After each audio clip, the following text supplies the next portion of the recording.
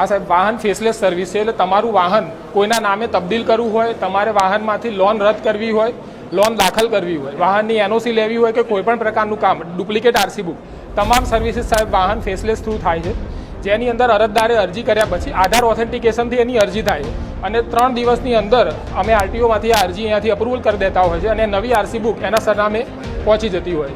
એટલે વાહન ફેસલેસની અંદર મોટા ભાગની સર્વિસીસ આવી જાય છે. ખાલી વાહન નવું રજિસ્ટ્રેશન કરાવવું હોય અથવા એનું ફિટનેસ કરાવવું હોય અથવા નોન યુઝ માટે કચેરીની મુલાકાત લેવી પડે. શેના માટે? ના, આના માટે નહીં. આ વાહન પોર્ટલ છે, એની તમામ સર્વિસીસ માટે અમે લોકોએ ત્યાં ચાર્ટ લગાવેલા છે કે કેવી રીતે આ થશે. હા જી હા, ચોક્કસ સાહેબ. હા ચોક્કસ.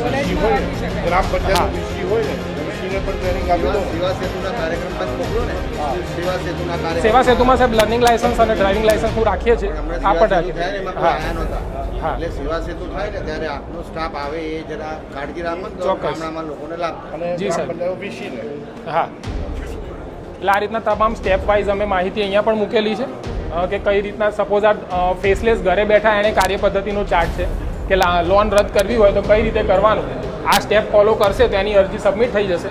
બરાબર. અને અરજી સબમિટ થયા પછી અહીંયાથી ક્લાર્ક દ્વારા એનું વેરિફિકેશન કરવામાં આવશે અને ઇન્સ્પેક્ટર દ્વારા અપ્રુવલ થશે. એટલે 1 અઠવાડિયાની અંદર એની લોન રદ થયેલી આરસી બુક એના સરનામા ઉપર પહોંચી જશે.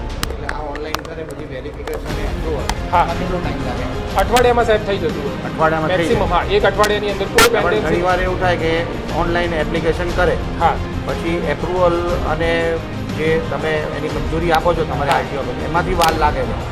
એટલે એવું ના થાય ને, અઠવાડિયામાં એનો નિર્ણય થઈ જ જાય. થઈ જાય. અઠવાડિયાની અંદર થઈ જાય. ટોટલ જે પેન્ડન્સી છે ગુજરાત લેવલે એમાં પણ પંચમહાલનું પેન્ડન્સીમાં સાહેબ ક્યાં નામ નથી આવતું. એન્ફોર્સમેન્ટની અંદર પણ પંચમહાલ પહેલા 3 જિલ્લાની અંદર છે. ચેકિંગની દ્રષ્ટિએ પણ આપણું ઓવરઓલ પરફોર્મન્સ સારું છે. અને આ જે આપણી સરકારની આ જે આખી પ્રોસેસ છે એ નવી છે. હા, એટલે એ પ્રોસેસ અમલમાં આવ્યા પછી લોકોને તકલીફ, ઓનલાઈન કર્યા પછી તકલીફ ના પડે એ થોડું જોવા. ના ચોક્કસ સાહેબ.